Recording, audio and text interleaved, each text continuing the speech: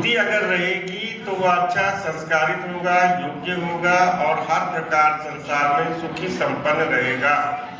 कोई धन दौलत कोठी बंगला गाड़ी कुछ नहीं मांगते, केवल बुद्धि मांगते। अगर बुद्धि है तो सब कुछ है, बुद्धि नहीं है तो कुछ भी नहीं है। आज का जो दिन है वो बुद्धि मांगने का दिन है, बुद्धिमान बनने का दिन है, बुद्धि पर विचार करने का दिन है।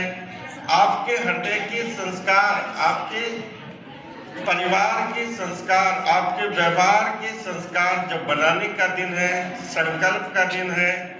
जो हमारे यहाँ इंटर हाई स्कूल अन्य विद्यार्थीगण वो सभी इस बात को जान ले, केवल बुद्धि को किस तरह से सदुपयोग में लाना है उसका दिन है।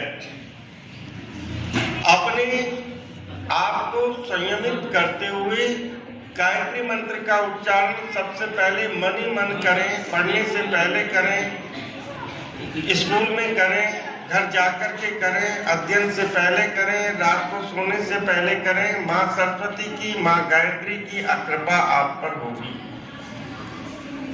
कोई कहे ये जो हमारा विद्यालय है, आप क्लास में बैठते हैं, क्लास में बैठ कर के जब आपका गणित का टीचर आता है तो वो गणित में बहुत अच्छे ढंग से आपको समझाते हैं, लिखते हैं, लेकिन 40 मिनट बाद इंग्लिश का आता है तो उसे गणित वाले से कोई अभिप्राय नहीं, उसे तो केवल रजिस्टर उठाना और फेर देना, ब्लैक बोर्ड को साफ करना और अपना विषय लिखना, उस विषय को पढ़ाना। उसने इंग्लिश में बहुत अच्छा लिखा, 40 मिनट के बाद फिर विज्ञान का आया, उसने विज्ञान समझाया, फिर हिंदी का आया, उसने हिंदी समझाई।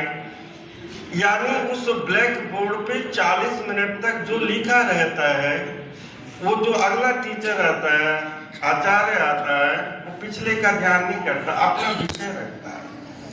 इसी प्रकार जो प्रेजेंट में है उस पे आप विचार करेंगे तो भविष्य आपका ठीक रहेगा। प्रेजेंटेशन कब दी जा सकती है? जब आप प्रेजेंट में रहेंगे, वर्तमान में रहेंगे, वर्तमान में विचार करेंगे। भविष्य की चिंता में खोए रहेंगे तो वो न बनेगा न वर्तमान सुधरेगा। वर्तमान पे नजर रखो, वर्तमान पे ध्यान रखो, वर्तमान में क्या है उसी के अनुसार प्रेजेंटेशन अच्छी होती है। अभी प्रैक्टिकल शुरू होने वाले हैं, अध्ययन पे सब बच्चे ध्यान लगा रहे हैं। उस ध्यान में एक चीज, एक सूत्र मान लो कि अगर क्लास में आपको जो कुछ पढ़ाया गया आपने घर पढ़ लिया जाकर के तो आप पास हो जाएंगे। आपने एक बार लिख लिया तो आपको सेकंड डिवीजन मिलेगी। एक बार लिख करके एक बार पढ़ लिया तो आप फर्स्ट आ जाएंगे। और आपने अगर 2 बार पढ़ करके लिख लिया या लिख करके पढ़ लिया तो आप वो क्लास को टॉप कर लेंगे। अपने अंदर को विचार बनाओ कि हम किस तरह से अपने अध्ययन को पढ़ें, लिखें, विचार करें।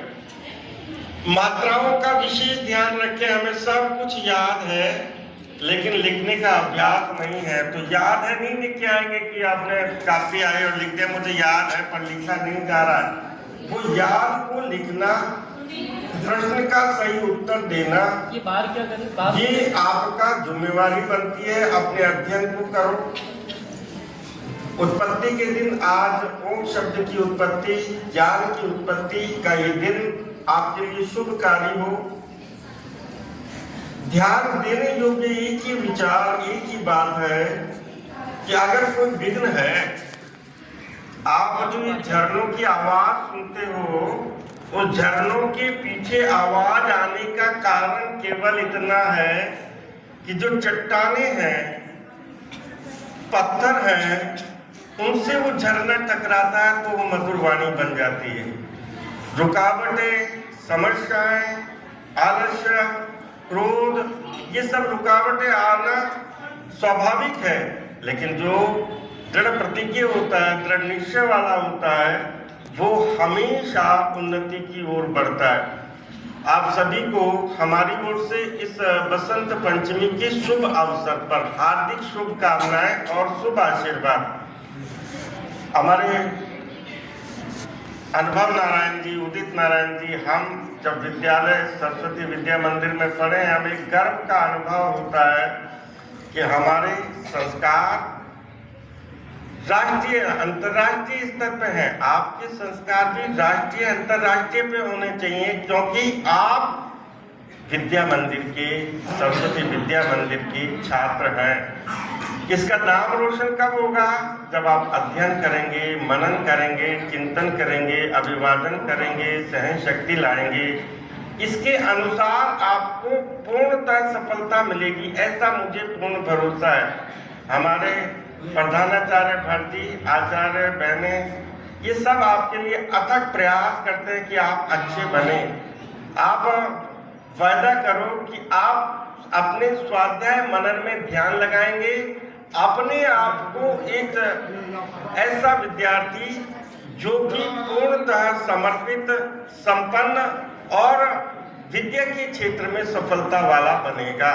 तो ये संकल्प करके, अपने मन में स्थायी विचार करके अपने आप को मजबूत बनाएं, आत्मिक शक्ति का बोध करें,